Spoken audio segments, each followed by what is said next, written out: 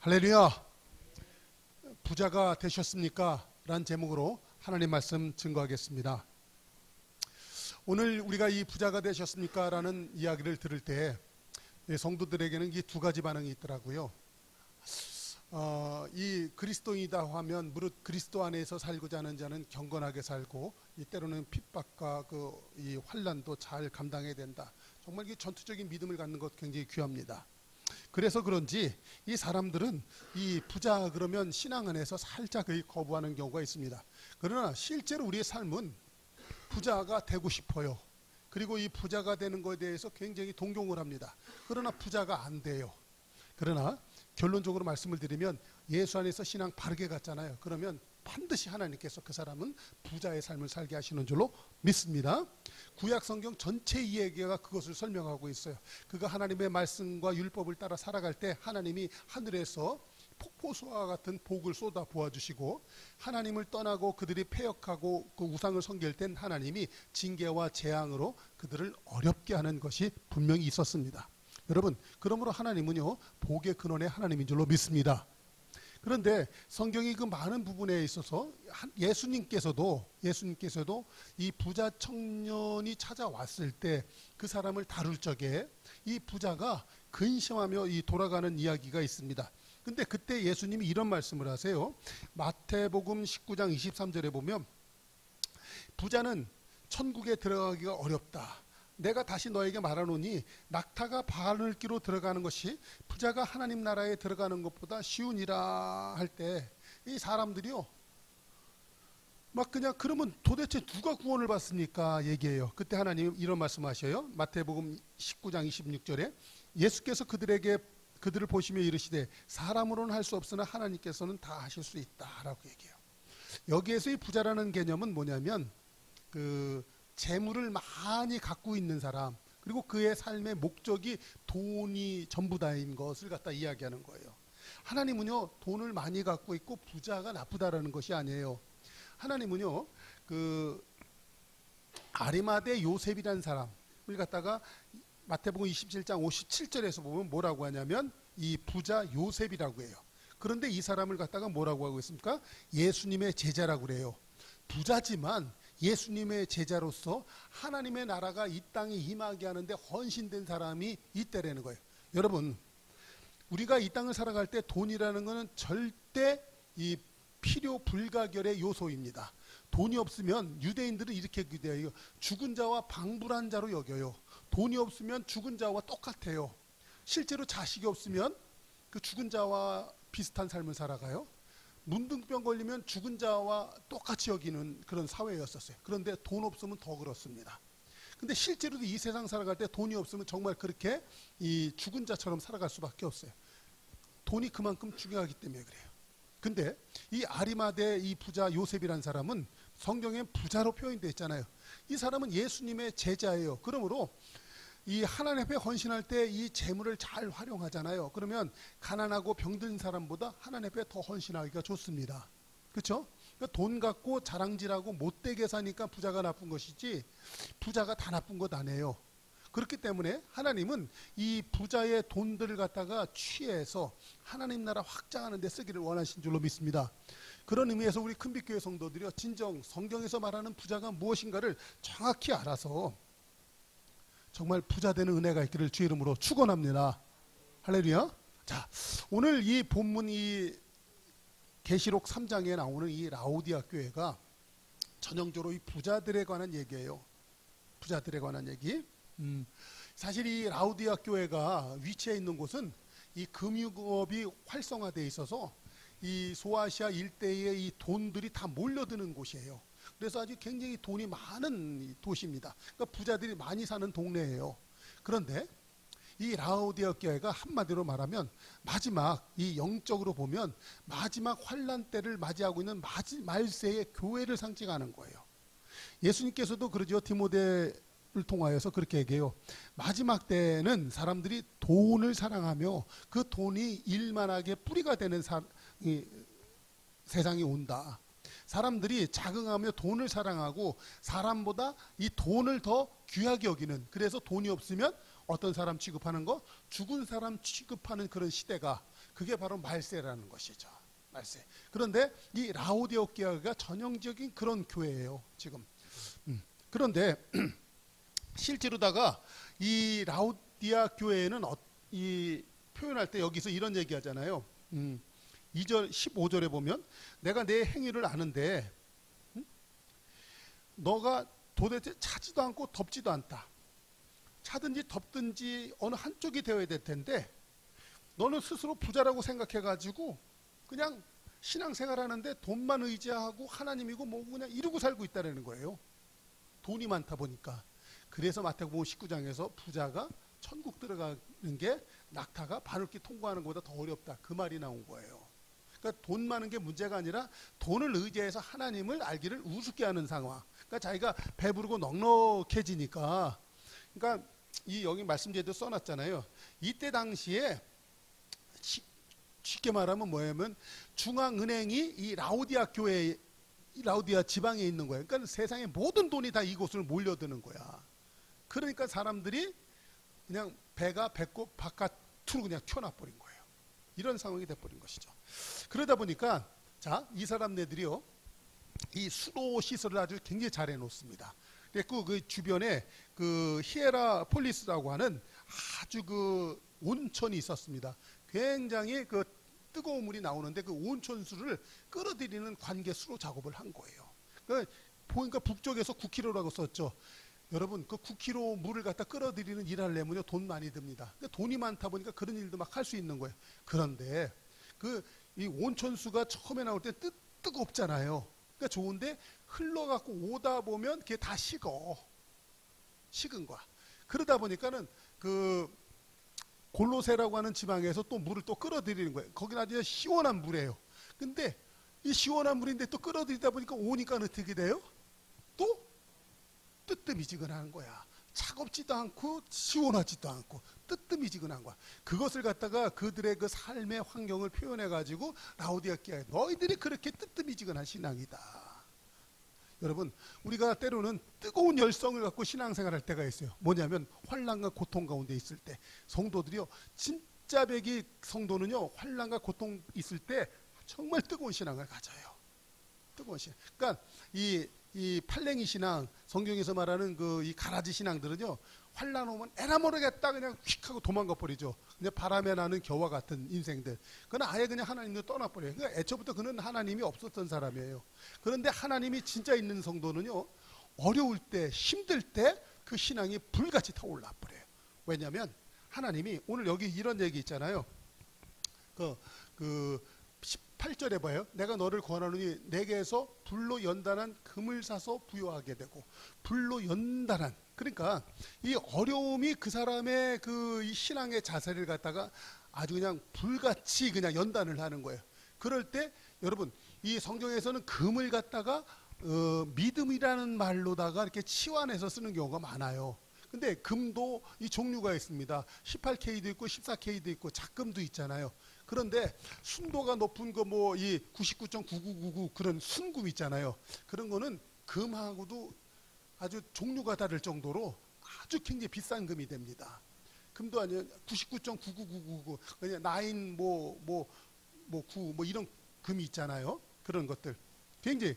근데 그런 금이 어떻게 만들어지냐면 불로 자꾸만 떼가지고 뜨겁게 해서 재련을 할 때 순금이 되거든요.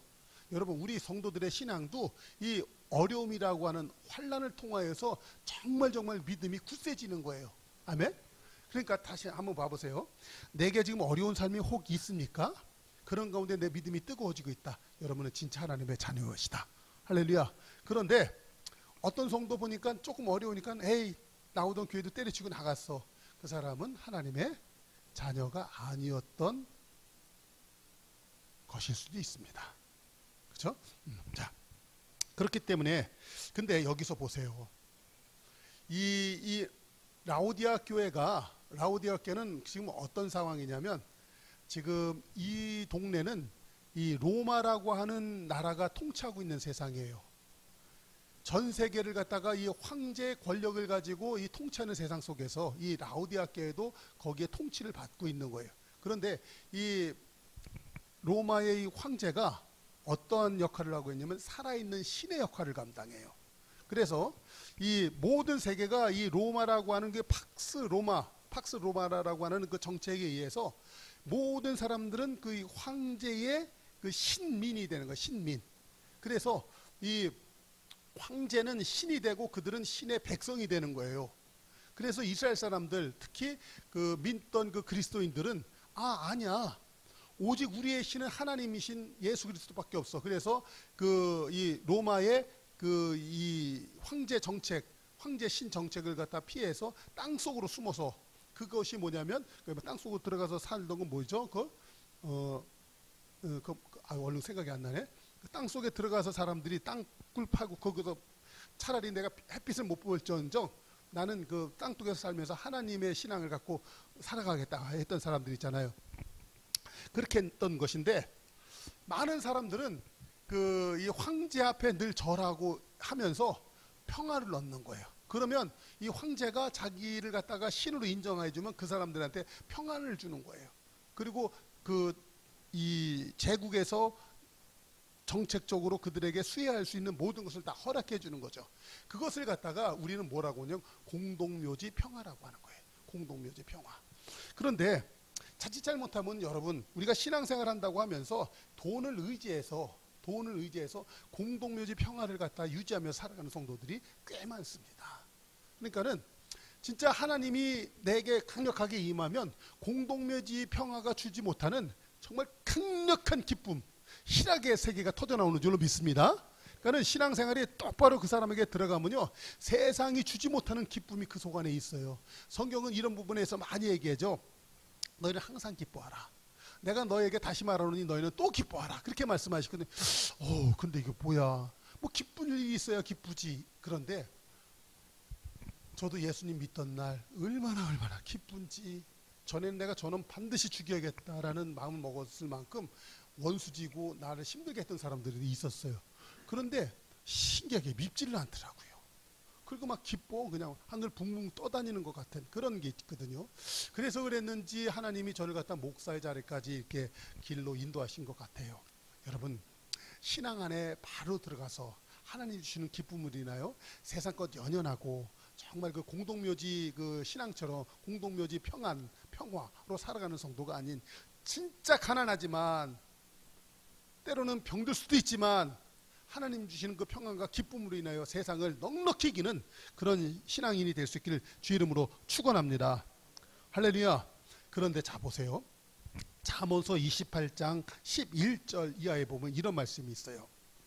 재산이 많은 부자는 스스로 지혜로워서 그 많은 재산을 모아줄 줄 알지만 가난하게 살아도 통찰력이 있는 그 사람은 그 부자의 속을 훤히 꿰뚫어 본다. 이런 말이 있어요. 여러분 보세요. 세상에는 부자라고 떵떵거리고 사는 사람이 있어요. 지 잘나서 돈을 많이 모은 줄 알고 있어요. 그런데 이 잠언서 28장 11절에 그렇게 얘기해요. 가난하게 살아도 통찰력 있는 사람이 있다는 거예요. 그래서 이 부자의 속을 훤히 꿰뚫고 그 사람이 어떻게 해서 돈을 모았으며 어떻게 해서 앞으로 살아갈 건지도 다 알고 있는 사람이 있다는 거예요. 할렐루야. 이것이 통찰력이에요. 아멘. 그런데 이 통찰력을 갖고 있는 사람, 이 사람이 현재는 가난하게 살아가는 것 같을지라도 지금 제가 설교하고 싶은 내용이 이거예요. 믿음으로 말미암아 통찰력이 임한 성도는요, 반드시 부자의 삶을 살아내가게 될 줄로 믿습니다. 아멘. 여러분, 이 통찰력은 뭐냐면요, 이 믿음으로 말미암아 우리에게 들어오는 것인데요, 이 믿음이라는 것이 우리에게 싹 들어오면 이런 거예요. 전에는 보지 못하고 깨닫지 못하던 하나님의 존재와 그 하나님이 어떻게 일하심, 그리고 사람이 얼마나 비참한 상황 가운데 처해 있는가를 깨닫게 되는 줄로 믿습니다. 그러니까는 이 믿음이 나에게 다시 딱 들어오잖아요. 그러면 새로운 세계를 보게 되는 거예요. 그게 통찰력이 되는 거예요. 그러니까 잡아봐요. 세상에는요, 고수의 인생이 있고 하수의 인생이 있어. 그러니까는 바둑을 둬도 장기를 둬도 한 수 두 수를 보면은 그냥 한 수 두 수까지만 봐도 그것도 고수예요. 그렇죠? 바둑의 고수는 뭐 그냥 한 9단 정도 되면 서너 수 앞을 내다본다면서요. 그게 굉장히 쉽지 않은 것인데, 여러분, 신앙의 고수들이 있습니다. 믿음의 통찰력이 바로 여러분을 갖다 신앙의 고수로 이끄는 줄로 믿습니다. 그 성도는요, 남들이 볼 때 그 사람들은 보는 것만 보는데 이 사람은 보이지 않는 이면의 그 세계를 볼 줄 아는 거예요. 그렇죠? 그러니까 하나님이 이 세상을 만드실 때 혼돈하고 흑암이 기품이 있어서 깜깜 아무것도 안 보이는 거야. 그 속에서 하나님이 세상을 갖다 창조하실 때 하나님 머릿속에 이미 뭐가 있어요? 아름다운 낙원과 사람들이 기뻐하며 하나님을 찬양할 그 모든 것을 다 보는 거예요. 아멘. 그런데 하나님은 고수시기 때문에 어떤 거냐면 그 사람에게 선악과를 주시면서 이 사람들이 만약에 이 선악과를 따먹고 나를 배반할 수도 있다. 그러나 내가 이 사람들이 배반했을 때까지도 대비하셔서 이 에베소서 1장 4절에 보니까 하나님이 창세전에 그리스도 예수 안에서 사람들 같이 다시 재창조해야 되겠다 까지 하는 하나님의 섭리가 있으셨어요. 그러니까 하나님의 이 섭리가 얼마나 깊고 오묘합니까? 하나님은 한 수 보시는 것이 아니라 두 수 보시는 것이나 영원 전서부터 영원 후까지 하나님 모든 것을 관통해서 보고 계신 거예요. 할렐루야. 저와 여러분이 그분의 자녀인 줄로 믿습니다. 제가 보니까요, 제 새끼는 저를 닮더라고요. 제 자식들은 저를 닮더라고요. 제 자식은 내가 하든지 그대로 하고 있더라고요. 제가 보니까 지금 오늘 우리 손주가요, 제 손주가 지 애미 애비 자고 있는데 집을 탈출해 나간 거야. 엊그저께 수술했잖아요. 근데 이 자식이 문 열고 나가서 엘리베이터 타고 바깥에 나가버렸어. 요만한 게. 그래갖고 지금 난리치고 찾아왔대요. 겉은 순해갖고 지혜비 닮아서 순한 것 같은데 하는 짓은 내가 보니까 나 닮았어. 감사해. 우리 아들 지금 저기 나가 있잖아요. 그 자식 어렸을 때 내가 보면 우리 저기 모친 계신데 그럴 거예요. 저 새끼 저거 꼭 해는 짓이 꼭 지혜비 닮았다라고 하셨을 거예요. 여러분, 우린 하나님의 자녀이기 때문에 우리들이 하는 짓이 하나님다워요. 할렐루야. 여러분, 이것이 있는 것이에요. 그렇기 때문에 여러분, 성경 히브리서 11장 1절에서 이렇게 얘기합니다. 말씀지로 한번 볼게요. 한번 1절에서 3절까지 한번 보겠습니다. 시작. 믿음은 우리가 바라는 것들에 대해서 확신을 하는 것입니다. 또한 보이지 않지만 그것이 사실이심을 아는 것입니다. 옛 사람들도 믿음으로 인정받았습니다. 믿음을 통해 우리는 이 세상 모든 것이 하나님의 말씀으로 창조되었다는 것을 이해합니다. 이것은 우리가 보고 있는 것들이 보이지 않는 어떤 것으로 만들어졌다는 것을 말합니다. 아멘. 그러니까 믿음이라는 건 뭐예요? 보이는 게 다가 아니고 보이지 않는 어떤 세계가 있는데 내가 이 눈으로 보는 것은 보이지 않는 그 어떤 세계로 인하여 만들어졌고 운영돼 가고 있다는 것을 아는 것이 믿음이라는 것이에요. 할렐루야. 근데 참 신기한 것은 내가 이 믿음이 딱 들어오잖아요. 그러니까 전에 믿음이 없었다가 믿음이 딱 생기잖아요. 믿음이 생기면 반드시 뭐가 생기냐면 보이지 않던 것들이 보이기 시작하니까 전에는 눈에 보이는 것만 있었는데 그 보이는 게 전부 다 뭐예요? 고생이고 죽을 것 같고 어렵고 힘든 것만 보이는 거예요, 눈에. 근데 보이지 않는 세계가 보이는 거예요. 지금 보이는 세계를 지금 보이지 않는 그 세계가 움직이고 있는 걸 내가 알게 되는 거야. 근데 그 보이지 않는 세계가는 보이는 세계보다 어느 세계가 더 큰 거예요? 보이지 않는 세계가 더 큰 거야. 그렇죠? 근데 그러니까 현재 요거는 여기에 이따만한 일이 있는데 더 크신 분이 있어. 여기에 더 크신 분이 있어. 이걸 내가 안 거예요. 그게 믿음이잖아요. 그랬더니 그 다음부터 내게 뭐가 생기냐면요, 보이지 않던 것이 보이니까 내게 뭐가 생기냐면 바라는 것들이 생기게 돼요. 전에는 꿈도 없었어요. 하고 싶은 것도 없어. 왜냐하면 당장 죽을 것 같거든. 힘들거든. 근데 이제 믿음이 들어오고 난 다음부터 내게 뭐가 생겼냐면 그게 바로 소망이라는 거예요. 할렐루야. 믿음이 들어왔더니 소망이 생긴 거야. 그러니까 우리 신앙은 뭐예요? 믿음, 소망, 사랑 세 가지가 항상 함께 있다 그랬잖아요. 그래서 믿음이 생겼더니 소망이 들어오기 시작하는 거야. 할렐루야. 그럴 적에 여러분 보세요. 이 사람은요, 잡아요. 믿음이 들어오면 보이지 않는 것을 소망하면서 기쁨으로 보기 시작하는데 그렇기 때문에 잡아요. 이 통찰력이라는 건 뭐냐면 애들은 그냥 단순하게 하나만 봐. 눈에 보이는 것만 봐. 그리고 그냥 놀래면 울고 좋으면 해대고 그래서 그냥 울었다가 웃었다가 맨날 그러는 거예요. 그렇죠? 애들의 인생이 그렇습니다. 근데 성도도 그런 경우가 있어요, 없어요? 듣고 보니까 내 얘기예요? 그런데 잡아요. 보이지 않는 세계가 있는 걸 알잖아요. 그렇죠? 그러니까 그 크신 하나님의 손길로 움직이는 세계가 있다는 거. 거기에 내가 사람이라는 거 내가 알았잖아요. 그러면 이 사람이요, 남들이 보던 그 단순하게 보던 것이 아니라 차원적으로 다른 세계를 보기 시작하는 거예요. 그게 통찰력이 되는 거예요. 믿음의 통찰력. 할렐루야. 그럴 때 이 사람 머릿속에 막 그려지는 것이 있는 거예요. 막 봐지는 게 있고 그려지는 게 있어요. 여러분, 세상의 리더라는 것은 뭐냐면, 리더는 뭐냐면 남들이 보지 못하는 것을 보고 사람들한테 대안을 제시하는 거예요. 그러면 사람들이 멍 때리고 있다가 저 사람 말이 맞네? 나 저 사람 밑에 가서 있을래. 그래서 리더가 되는 거잖아요. 할렐루야. 그러니까 잡아요. 통찰력 있는 사람은 현실에 안주하지 않고 현실을 타개내갈 줄 알아요. 현실을 끌고 나갈 줄 알아요. 현실을 극복하게 되는 줄로 믿습니다. 현실을 승리하게 되는 줄로 믿습니다. 그러니까 잡아요. 세상에는요, 이 꿈이 없는 시대예요. 어떤 사람은 꿈을 말하고, 그렇죠? 근데 말만 해. 꿈을 이루지 못해. 근데 이 사람은 꿈을 이루는 사람이 되는 거거든요. 할렐루야. 이 지난주에 그 꿈꾸게 하신 하나님에 대해서 말씀을 주셨잖아요. 마지막 때 사도행전 2장 17절에 보면 자녀들은 뭐예요? 예언을 하고, 젊은이들은 환상을 보고, 장년부, 장로가 되어서는 꿈을 이루는 사람이 되었다 그랬잖아요. 할렐루야.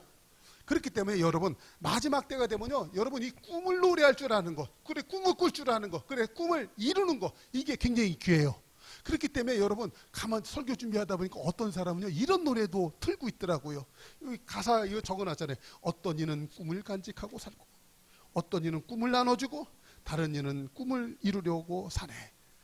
잠깐 머리 좀 식히는 의미에서 한번 틀어볼게요. 음악 한번 틀어보세요. 조금 크게 틀어봐요.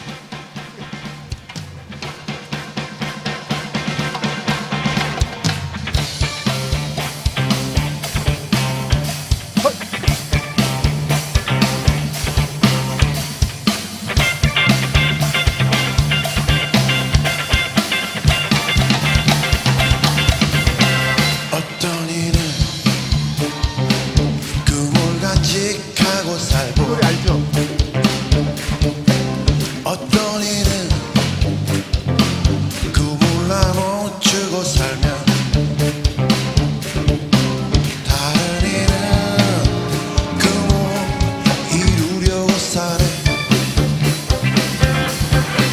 어떤 이는 꿈을 잊은 채로 살고, 어떤 이는 남의 꿈을 뺏고 살면,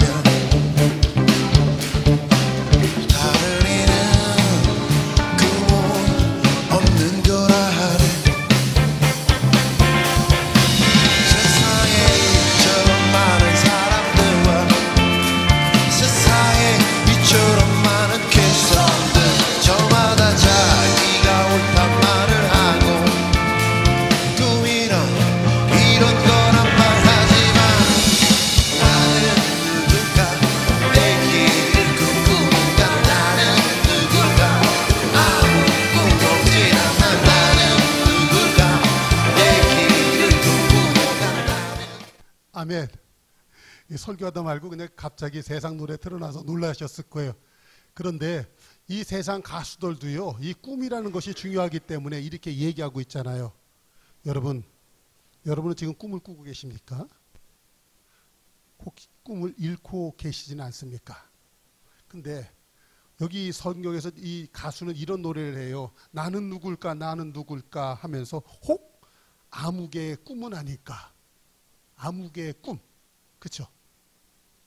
여기 두 가지 의미가 있는 것 같아요. 가사를 보면서 내가 한번 해석을 해보니까 이래요. 누구의 꿈이라는 거니까 그 사람의 꿈의 대상자가 되어서 이용해 먹는 거예요. 그 사람의 꿈을 이루기 위해서 나를 써먹히는. 그러니까 그 사람은 드리머야. 드리머. 꿈을 꾸는 사람이고, 나는 가서 일을 하는 뭐라고 그래야 되나? 그냥 이용 당하는 사람. 그 정도일 수도 있고, 한편으로 이런 얘기도 될 수 있잖아요. 어떤 사람이 나를 볼 때 저 사람은 나의 꿈이야 할 정도로 꿈의 주체가 되는 사람, 이런 걸 수도 있잖아요. 그러면 한번 여러분 보세요. 나는 누굴까? 나는 누굴까 한번 보세요. 그렇죠? 근데 보십시다. 이 성도라는 것은요, 애초에 이 땅에 있을 때부터 하나님께서는요, 나한테 꿈을 주세요. 뭐냐면 믿음으로 말미암아 소망이 우리에게 들어오는 것이잖아요. 아멘. 그래서 지난주에 설교도 보면 요셉이라는 사람이 하나님으로 말미암아 꿈을 갖게 됐잖아요. 그랬을 때 그 꿈으로 말미암아 그 꿈을 이루기 위하여서 하나님이 그를 연단하기 시작하는데, 때로는 모래구덩이에 빠지고, 그리고 이 강간미수범이라고 하는 그 누명을 쓰고 감옥에 갇히기도 하고, 그런 그 수많은 어려움을 겪지만, 사실은 그런 어려움을 겪는 동안에 14년이라는 세월이 지나가게 돼요. 14년 연단의 세월을 통해서 그는 어떤 사람이 됩니까? 진짜 그 하나님의 꿈을 이루어 드리는 사람이 되잖아요. 할렐루야. 그럴 때 개인적으로 그 사람은 어떤 명예를 얻게 됩니까? 입심양면이라고 하는 그런 그 영예를 얻게 되잖아요. 할렐루야. 어떻게 보면 이 아브라함이라는 사람은 본토 친척 아비집을 떠나라고 하는 하나님 말씀에 순종하였다가 25년 동안 쫄쫄이 고생을 합니다. 그러나 그는 믿음의 조상이 되는 영예를 얻게 된 줄로 믿습니다. 여러분, 모세라는 사람은요, 이 바로 공주의 딸로 입양이 되면서 한 나라의 국왕 자리에 올라갈 수 있는 그런 그 위치에 있었지만, 그가 그의 친부모의 그 누구야? 그 엄마의 그 교육을 따라서, 내가 히브리인이구나, 단순히 여기 애굽의 왕자의 출신이 아니구나 알고선 그 애굽에서 종살이하는 그 히브리인들을 갖다 구원해야겠다는 야망을 가졌을 때, 꿈을 가졌을 때, 그때부터 그 고생을 하기 시작합니다. 몇 년 고생해요? 80년 고생합니다. 그가 80년을 고생해요.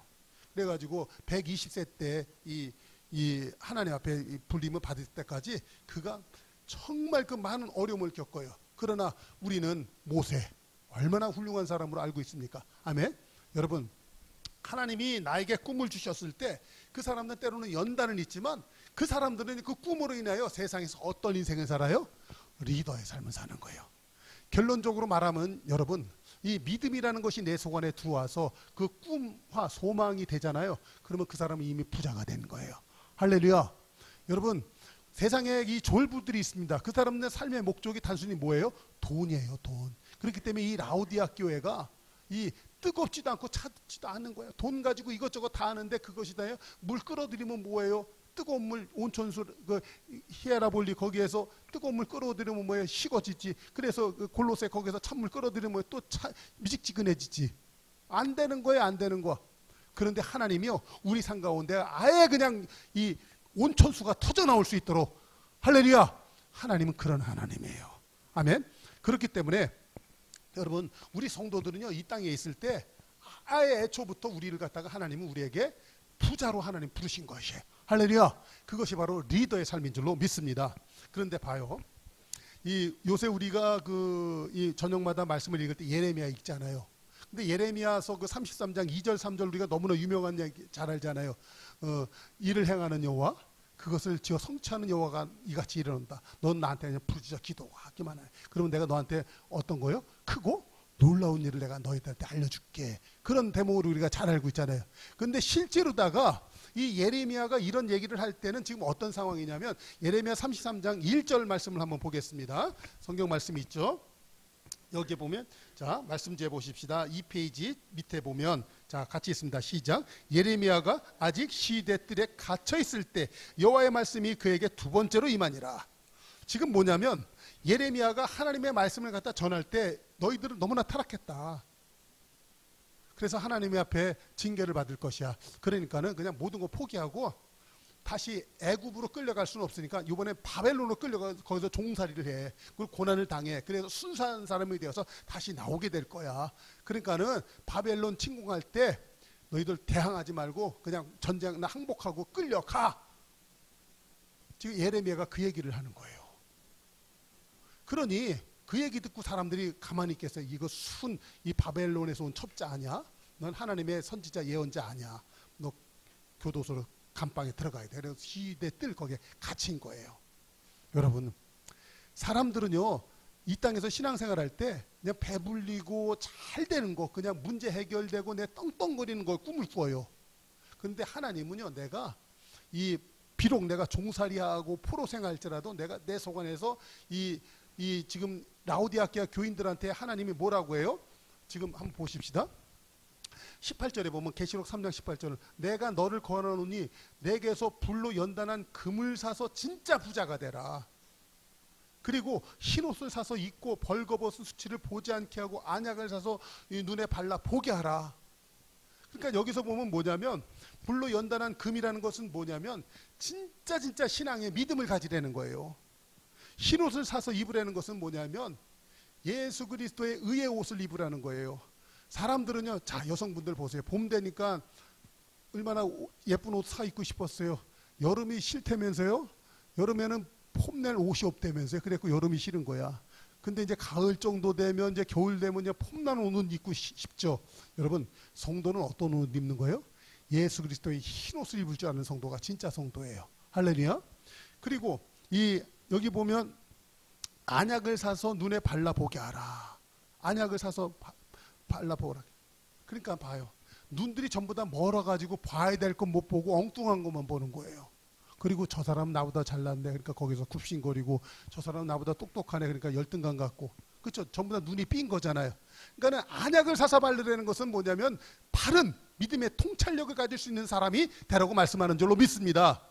근데 전부 다 지금 예레미야 다시 얘기로 들어와요. 예레미야는 뭐냐면 이때 유대 사람들이 전부 다 타락해가지고 그 외세에 침략받으면서 그렇게 어려움을 겪으면서도 여전히 그 외세가 끌고 들어온 종교가 있습니다. 그들의 신들이 있어요. 그들에게 침공당해서 어려우면서도 그들이 끌고 들어온 신 보면서 우리도 저 신을 섬기면 우리도 쟤네처럼 부자가 될 수 있어.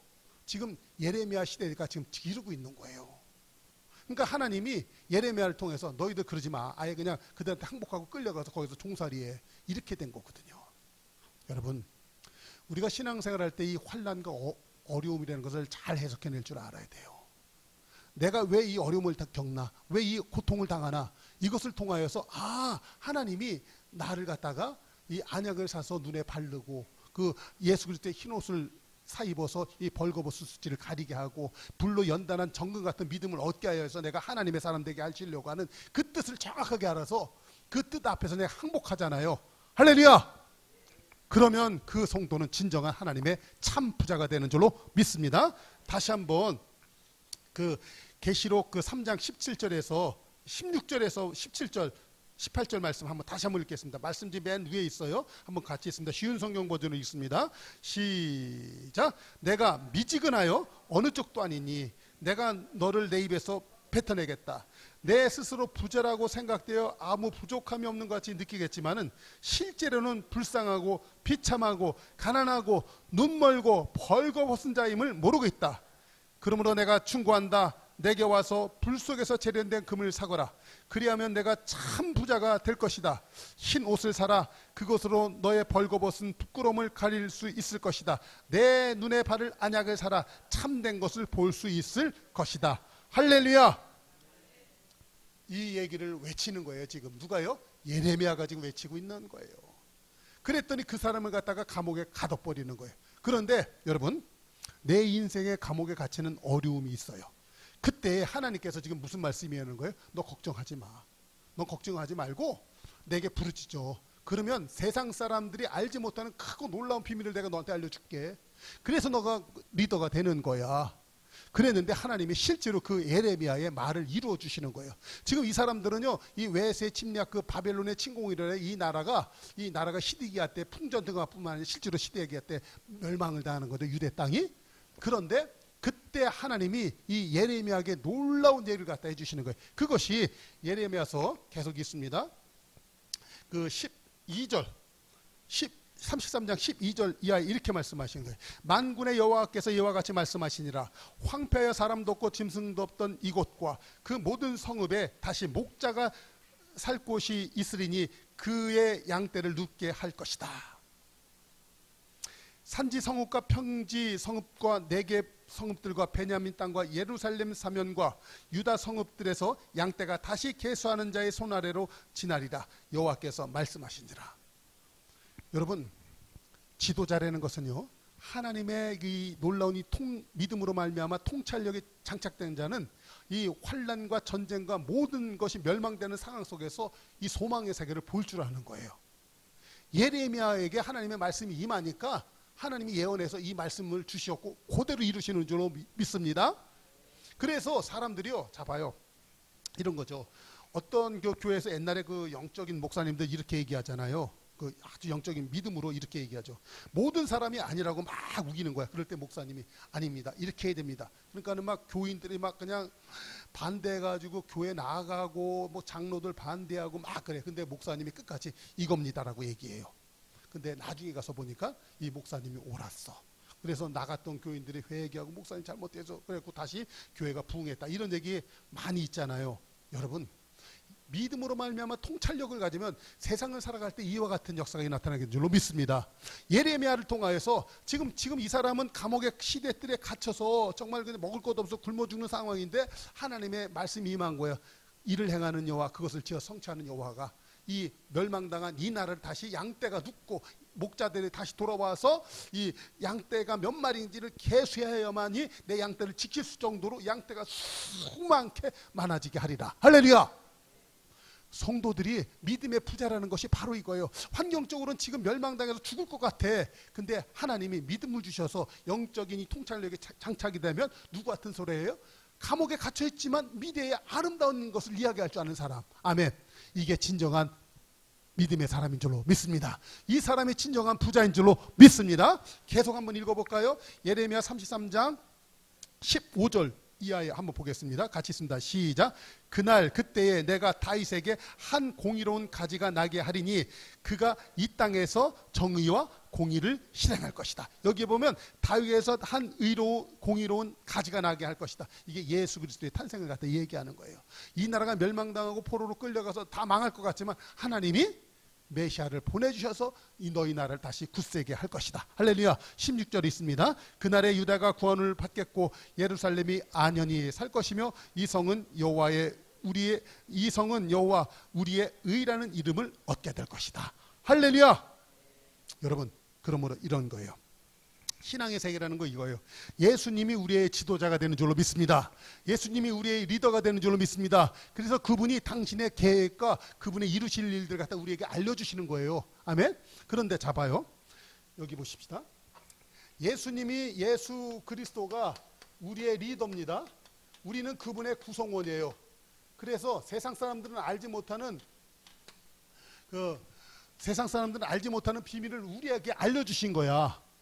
그래서 내가 예수님으로부터 이 예수님의 구성원이 돼가지고 하나님의 그 비밀스러운 걸 알아서 세상에 나가서 얘기하니까 세상 사람들이 그들은 보이지 않는 거는 모르고 보이는 세계만 보고 그냥 놀랄 일이 있으면 놀래고 좋은 일이 있으면 좋아하고 맨날 이러던 판에서 우리가 하나님의 이 비밀을 갖다 알고서 보니까 세상은 이렇게 흘러가. 그래서 세상 사람들이 말을 해버렸네. 근데 그 하나님이 이를 행하는 여호와, 그거를 지어 성취하신 하나님께서 내 말에 보증이 되셔서 나로 하여금 큰 일을 알게 하시고 큰 일을 행하시는 줄로 믿습니다. 그러니까 저절로 내가 뭐가 돼요? 내가 예수님으로 인해 내가 세상의 리더가 되는 거예요. 할렐루야. 그 사람에게 은금이 따르는 줄로 믿습니다. 세상에 재물이 몰려오게 되는 줄로 믿습니다. 저절로 그 사람이 세상에서 참 부자가 되는 거예요. 그렇기 때문에 라오디아 교인들에게 예수님이 다시 말씀하시는 거예요. 다시 한번 얘기해봐요. 내가 부자라고 생각되어 아무 부족함이 없는 것 같이 느끼겠지만 실제로는 불쌍하고 비참하고 가련하고 눈물고 벌거벗은 자이다. 보이는 게 없으니까 세상에 이런 사람이에요. 그런데 내가 너한테 충고한다. 내게 와서 불 속에서 재련된 금을 사라. 여러분, 우리 성도들은 불 속에서 재련된 금을 산 하나님의 자녀인 줄로 믿습니다. 그러면 내가 무슨 부자예요? 참된 부자가 될 것이다. 할렐루야. 여러분, 그러므로 예수 그리스도로 말미암아 여러분들에게 믿음이 생기셨습니까? 예수 그리스도로 말미암아 하나님의 자녀가 되고 하나님의 그 구원을 입은 성도가 되었습니까? 그러면 여러분 이미 예수 그리스도 안에서 참된 부자인 것을 믿으시기를 바랍니다. 그러므로 여러분 이 정체성을 바꿔야 돼요. 눈에 보이는 내 눈앞에 있는 환난 어둠의 세계만 보고요, 죽겠다 살겠다 이러면 안 돼요. 보이지 않는 세계를 갖다가 보는 거예요. 그러므로 히브리서 11장 1절 이하에 믿음은 바라는 것들의 실상에 보지 못하는 것들의 증거다. 아멘. 선진들이 이로써 증거를 얻었느니라. 세상은 하나님의 말씀으로 말미암아 지음바 되었고 내가 하나님의 말씀으로 지음바 됐고 하나님의 말씀으로 내 세상을 이끌어가고 계시다. 그것을 딱 믿는 거예요. 아멘. 그 사람이 세상의 부자가 되는 줄로 믿습니다. 왜냐하면 그 사람이 리더이기 때문에. 할렐루야. 여러분, 그런 성도는요 이 땅에서 사는 삶이 다른 거예요. 세상 사람은 돈 벌려고 성공하려고 아둥바둥 되는데 성도들은요 그때서부터 어떻게 되는 거예요? 예수님이 내 삶의 리더잖아요. 나는 그분의 구성원이잖아요. 그러니까 그분으로부터 사인을 받으면 돼. 그러면 그분으로부터 말씀을 받으면 되는 거예요. 아멘. 그래서 그 사람은 항상 뭐를 사모해요? 하나님의 은혜를 사모해. 근데 은혜가 뭐를 통해서요? 말씀으로 오는 거거든요. 그렇기 때문에 자 보세요. 이 시편 19편 9절 이하에 보세요. 시편 19편 9절 이하에 여호와를 경외하는 도는 정결하여 영원까지 이르고 여호와의 법도 진실하여 다 의로우니 금 곧 많은 승구보다 더 사모할 것이며 꿀과 송이꿀보다 더 달도다. 할렐루야. 여러분, 성도는요 이 땅에 있을 때 이 정금보다도 더 귀한 꿀과 송이꿀보다 더 귀한 그 하나님의 말씀을 갖다가 사모하는 성도가 돼요. 할렐루야. 왜 그렇습니까? 믿음은 들음으로 말미암아요. 그 들음은 곧 그리스도의 말씀으로 말미암기 때문에. 아멘. 그래서 성도들이요 지난주에도 그랬잖아요. 우리가 그 재미있게 폼나게 신나게 멋있게 사는 것 시편 19편 말씀 갖고 우리가 은혜 받았잖아요. 그죠? 그러니까 하나님의 말씀, 율법은 성도의 영혼을 소송시키고 지혜롭게 하고 기쁘게 하고 눈을 밝게 하는 것을 우리가 알았잖아요. 그러니까 하나님의 말씀을 갖다 사모하는 거야. 마치 이 목마른 사슴이 시냇물을 갈망하는 것처럼 하나님의 말씀을 사모하여서 그 말씀을 받고 그러면 그 말씀 속에 뭐가 있어요? 지혜가 있는 거예요. 그 말씀 속에 능력 있는 줄로 믿습니다. 말씀 속에서 내 갈 바가 밝혀지는 줄로 믿습니다. 아멘. 그래서 성도가 자꾸만 그 말씀을 사모하는 거예요. 그래서 자 봐요. 이 잠언서 3장 15절 말씀 한번 보겠습니다. 같이 읽어볼까요? 시작. 지혜는 진주보다 귀하니 내가 사모하는 모든 것으로도 이에 비교할 수가 없도다. 아멘. 하나님의 말씀이 내 속 안에 들어오면 그것이 뭐로 바뀌어요? 지혜로 바뀌는 거야. 지혜로. 그래서 자 봐요. 세상 사람들은 내 앞에 어떤 미션이 있습니다. 큰일이 있습니다. 그러면 그것을 갖다가 어떻게 하면 이룰까 해서 그냥 방법을 연구해요. 막 그렇죠. 방법을 연구해. 그런데 여러분 방법보다도 뛰어난 게 뭐예요? 지혜거든요. 아멘. 그러니까는 지혜를 얻은 자는 세상을 통치하게 되는 줄로 믿습니다. 이 보면 그 알렉산더가 그 넓은 땅을 갖다 차지했죠. 헬라 제국을 건설했죠. 그런데 이 로마가 그 헬라를 무너뜨립니다. 그런데 이 로마가 이 헬라를 다 무너뜨려서 알렉산더의 제국을 갖다가 다 로마가 차지했는데 결국은 이 헬라의 이 문화가 로마를 결국은 이겨요. 왜냐하면 이 헬라를 갖다 자기네들 그 소피아 지혜라고 하거든요. 소피아 이 지혜의 세계가 육신적으로 전쟁에는 진 것 같은데 정신적으로 이 헬라 제국, 이 알렉산더가 이루는 헬라 제국이 로마를 결국은 다 이겨버려요. 그래서 로마의 문화는 전부 다 무슨 문화예요? 헬라의 문화거든요. 헬라의 문화. 그래서 이 헬라의 이 문화도 거기에는 자기 나름대로 이 소피아, 이 지혜라는 것을 알고 있어요. 아멘? 그런데 여러분, 세상에는 헬라의 이 지혜가 이기지 않고요. 하나님의 지혜가 세상을 이기는 줄로 믿습니다. 그러니까는 지금 봐봐요. 여러분 이걸 아셔야 돼요. 로마 제국이 세상을 이긴 것 같지만 결국은 이 로마 제국을 누가 이겼다고요? 헬라 제국이 이겼어요. 근데 헬라 제국에 뭐가 있다고요? 이 지혜가 있었던 거예요. 헬라 제국. 근데 자 보세요. 이 헬라 제국을 이룰 때 헬라 제국을 이룩한 이 누구냐면 그 알렉산더 대왕의 스승이 있습니다. 스승이 누구냐면 너 자신을 알라. 그 소크라테스 있죠. 소크라테스의 제자. 그게 뭐냐면 그 플라톤 있죠. 플라톤이 이 사람의 스승이에요. 이 플라톤의 이 지혜가 얼마나 놀랐습니까? 그런데 여러분 이 플라톤, 이 너 자신을 알라 했던 이 사람의 제자, 이 제자가 이 전 세계를 갖다 정복해 버리는 거예요. 지혜가 있으니까. 할렐루야. 그런데 이 헬라의 제국의 이 지혜보다도 더 놀라운 게 있으니 그게 헤브라이즘이에요. 헤브라이즘. 이게 히브리 사상이에요. 하나님 믿는 사상이에요. 이것이 세상을 이기는 줄로 믿습니다. 그러니까는 이 세상은요, 이 두 사상의 충돌이에요. 그런데 여러분, 세상의 문화 같지만 이것이 세상을 이기거든요. 이것이 뭐냐면 미국을 이끄는 힘이에요. 헤브라이즘. 미국을 갖다 움직이는 최고의 힘의 시세들이 있습니다. 그게 뭐냐면 히브리인들이에요. 히브리인들이 생각하는 세계가 있습니다. 그 세계를 갖고 있는 사람들이 세상의 재물과 금융과 군사와 경제 그 모든 것을 갖다 뒤흔들어 버리는 거예요. 할렐루야. 여러분, 지혜가 있는 사람이 세상을 정복하는 줄로 믿습니다. 그렇기 때문에 자, 다시 한번 있습니다. 잠언서 3장 15절 말씀 찾으셨습니까? 같이 있습니다. 시작. 지혜는 진주보다 귀하니 내가 사모하는 모든 것도 이에 비교할 수 없도다. 아멘. 이제 아멘 되시겠습니까? 그 사람은요, 저절로 우리가 지난번에 신앙의 4개 말씀드렸잖아요. 재미있게, 폼나게, 신나게, 멋있게 사는 삶 이루어지게 될 줄로 믿습니다. 여러분, 이런 삶은요, 세상에서 떵떵거리는 부자하고 차원이 다른 거예요.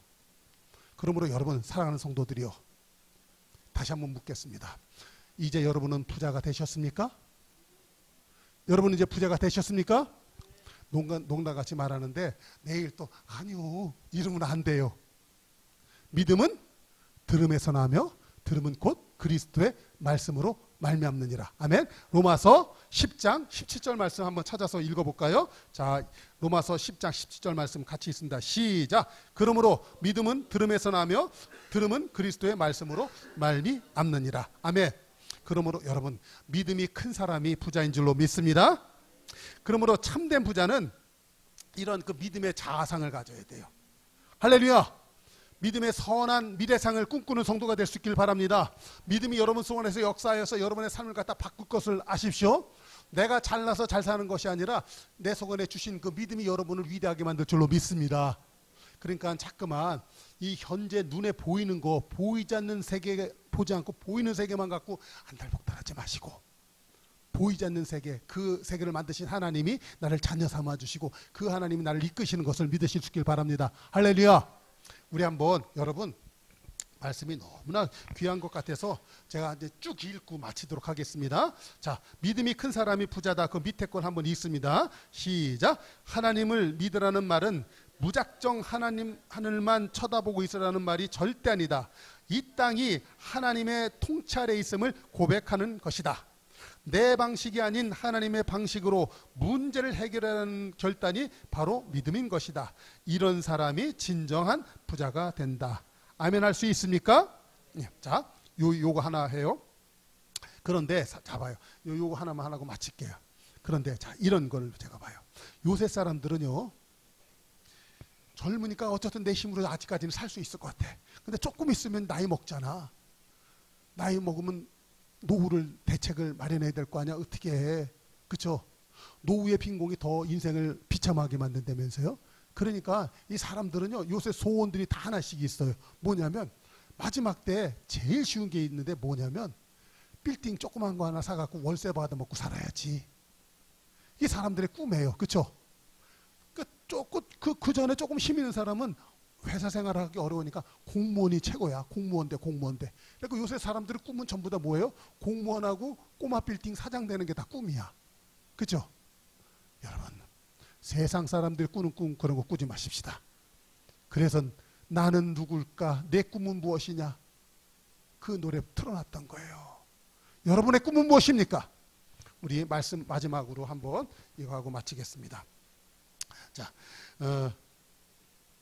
같이 한번 이거 참된 부자는 여기서 4번서부터 읽고 마칠게요. 시작. 참된 부자는 멋있는 자화상, 선한 미래상을 장착하고 있다. 요새 사람들은 미래, 노후에 대한 걱정과 두려움을 앓고 있다라고 말했다. 가장 선호하는 장래의 희망이 공무원이고 빌딩 상가 주인이란다. 참된 부자는 이렇게 말하지 않고 같이 있습니다. 시작. 내가 뭘 이룰 수 있는 사람이 되는 것이 아니라 나를 통해서 하나님이 하실 수 있는 사람이 되는 것을 꿈꾸는 자이다. 이런 사람이 하나님께 영광을 돌립니다. 이런 사람이 진정한 부자, 리얼 리치맨이다. 할렐루야. 여러분, 진정한 부자가 되실 수 있길 주 이름으로 축원합니다. 아니, 이미 저와 여러분이 인정한 진정한 부자인 줄로 믿습니다. 왜냐하면 천하보다도 귀한 믿음을 하나님이 저와 여러분에게 주셨기 때문에 그래요. 오늘부터 작정하세요. 눈에 보이는 세계로 인하여 살아가지 않냐고 보이지 않는 세계를 이끄시는 하나님이 저와 여러분에게 지혜를 주실 것이며 명철을 주셔서 세상 사람들이 감당하지 못할 놀라운 능력을 주실 줄로 믿습니다. 시외대 뜰에 갇혀있던 예레미야는 몸은 감옥에 갇힌 사람이었지만 꿈꾸는 사람이에요. 할렐루야. 근데 그 꿈을 하나님이 이루신 줄로 믿습니다. 그래서 그 사람은 날마다 뭐예요? 크고 놀라운 비밀을 알기 위해서 어떻게 해요? 이를 행하는 여호와 그것을 지어 성취하는 하나님께 기도하는 거예요. 그러니까 이 기도도 여러분이 그냥 종교 생활에 쩔어 있었던 것처럼 막 기도하는 이런 기도가 아니라 뭐예요? 하나님의 말씀을 암송하는 것이 기도예요. 하나님의 말씀을 선포하는 게 기도인 줄로 믿습니다. 아멘? 다시 한번 하나님 앞에 기도에 대한 정의도 바르게 해서 그 하나님의 말씀이 내 속안에 들어와요. 그렇죠? 바른 기도를 하면 하나님의 말씀이 들어와요. 그게 응답이잖아요. 그러면 말씀은 뭐예요? 믿음의 뿌리잖아요. 믿음은 들음에서 나며 그 들음은 곧 하나님의 말씀이기 때문에 말씀이 내 속안에 싹 들어오면 믿음이 생겨요. 그럼 믿음이 들어오면 내게 뭐가 생겨요? 소망이 생기잖아요. 보이지 않는 세계가 열리기 시작하잖아요. 그러니까 그 사람이 당연히 세상을 리더하는 리드가 지도자가 돼버리는 거예요. 할렐루야. 그 사람한테는요 돈이 붙고 안 붙고의 문제가 아니야. 그렇죠? 지도자가 돈 갖고 와 그러면 사람들이 돈 갖고 오잖아요. 할렐루야. 이런 성도가 되십시다. 다시 한번 옆에 있는 분들한테 여쭤보세요. 너 진짜 부자냐? 하고 한번 물어보세요. 할렐루야. 어둠의 세계, 보이는 세계에 흔들리지 마십시다. 보이지 않는 믿음의 세계로 승리하는 성도가 되시길 주의 이름으로 축원합니다. 기도하겠습니다.